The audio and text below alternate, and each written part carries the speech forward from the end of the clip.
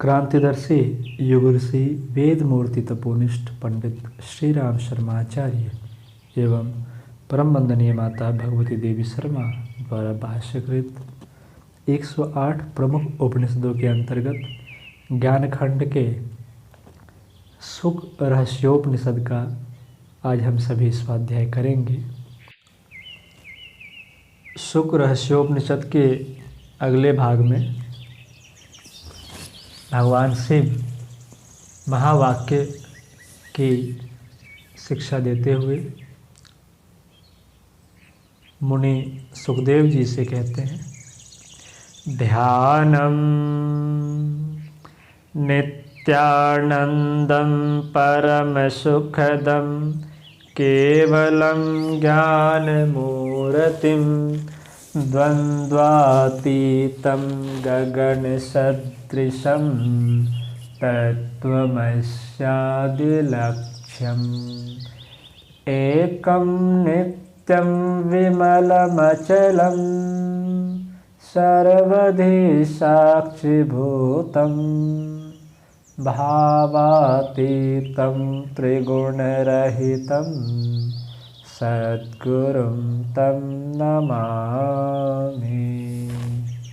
21वें मंत्र में उपनिषद के ऋषि लिखते हैं, ध्यान जो सदा ही आनंद रूप श्रेष्ठ सुखदायी स्वरूप वाले ज्ञान के साक्षात विग्रह रूप हैं, जो संसार के द्वंद्वों अर्थात सुख दुखादि सहित व्यापक आकाश के सदृश अर्थात निर्लिप्त है, तथा जो एक ही परमात्म तत्व को सदैव लक्ष्य किए रहते हैं, जो एक हैं, नित्य हैं, सदैव शुद्ध स्वरूप हैं, झंझावातों में अचल रहने वाले, सबकी बुद्धि में अधिष्ठित, सब प्राणियों के साक्षी रूप, राग आसक्ति आदि भावों से दूर, लोभ मोह अहंकार जैसे सामान्य त्रिगुणों से रहित है, उन सद्गुरु को हम नमस्कार करते हैं।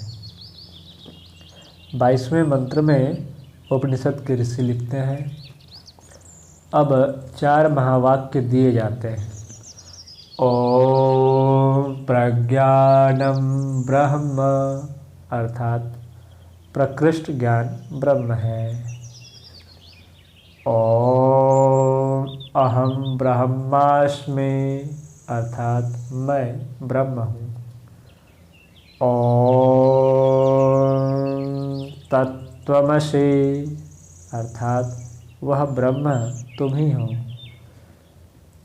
ओम अयम आत्मा ब्रह्म अर्थात यह आत्मा ब्रह्म है। इनमें से यह तत्त्वमसि महावाक्य ब्रह्म से अभेद का प्रतिपादन करता है। जो साधक इसका जप चिंतन मनन करते हैं, वे भगवान शिव की सायुज्य मुक्ति का फल प्राप्त करते हैं।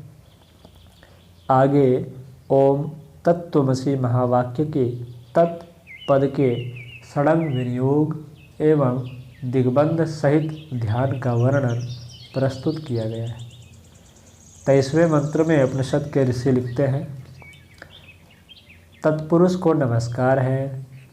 अंगूठे का स्पर्श ईशान को नमन, तर्जनी का स्पर्श अघोर को नमन, मध्यमा उंगली को स्पर्श सद्योजात को नमन, अनामिका का स्पर्श वामदेव को नमन, कनिष्ठिका को का स्पर्श तत्पुरुष ईशान अघोर सद्योजात और वामदेव को नमन है। करतल करपृष्ठ का स्पर्श, इसी प्रकार हृदयादि न्यास का क्रम है। ओम अर्थात परमात्मा, भुः अर्थात भूलोक, भुवः अर्थात अंतरिक्ष लोक एवं स्वः अर्थात द्योलोक में संव्याप्त है, उसे नमस्कार है। सभी दिशाओं से रक्षा का विधान। ध्यानम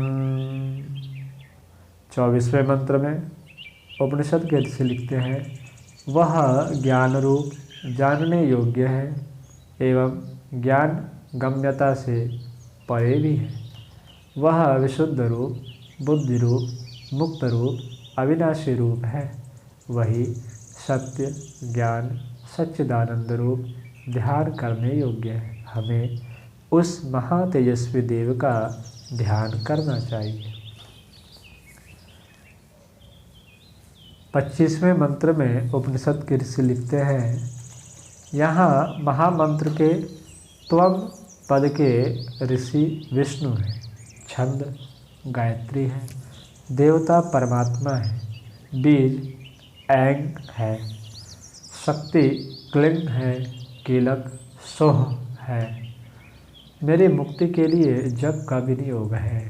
करण्यास वासुदेव को नमस्कार है, अंगूठे का स्पर्श, संकर्षण को नमन, तर्जनी का स्पर्श, प्रद्युम्न को नमन, मध्यमा का स्पर्श, अनिरुद्ध को नमन, अनामिका का स्पर्श, वासुदेव को नमन, कनिष्ठिका का स्पर्श, वासुदेव, संकर्षण, प्रद्युम्न एवं अनिरुद्ध को नमन, करतल कर पृष्ठ का स्पर्श। इसी प्रकार हृदयादि न्यास अर्थात अंगन्यास का क्रम है। भूर्भुवः स्वः ओम यह दिग्बंध है।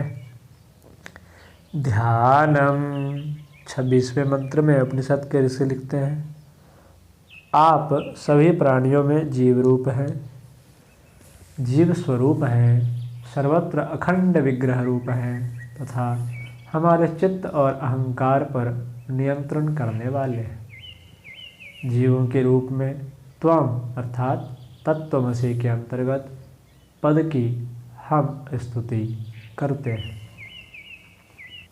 आगे ओम तत्त्वमसि महामंत्र के 80 पद के षडंग विनियोग एवं दिग्बंध सहित ध्यान का विवरण प्रस्तुत किया गया है।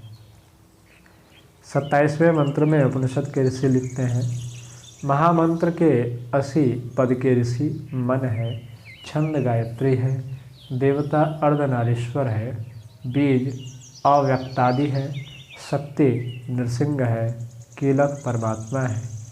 जीव ब्रह्म के ऐक्य के लिए जप में निम्न विनियोग है।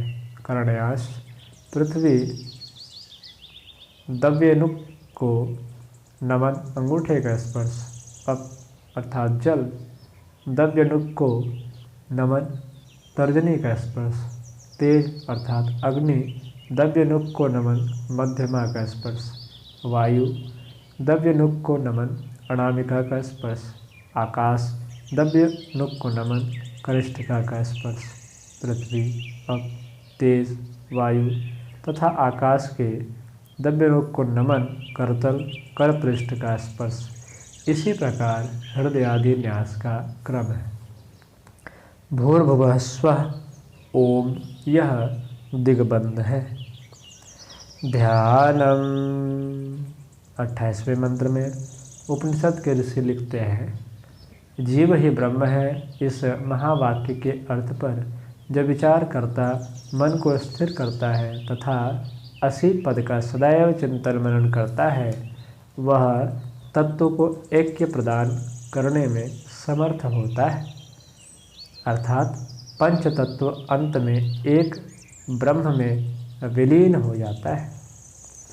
29वें मंत्र में उपनिषद के ऋषि लिखते हैं, इस प्रकार महावाक्यों के षडांगों का विवेचन किया गया।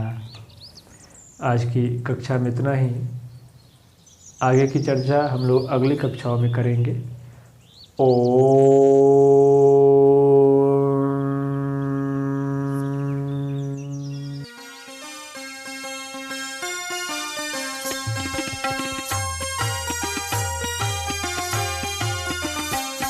चलो गुरुदेव के सपने सजाने की शपथ ले ली।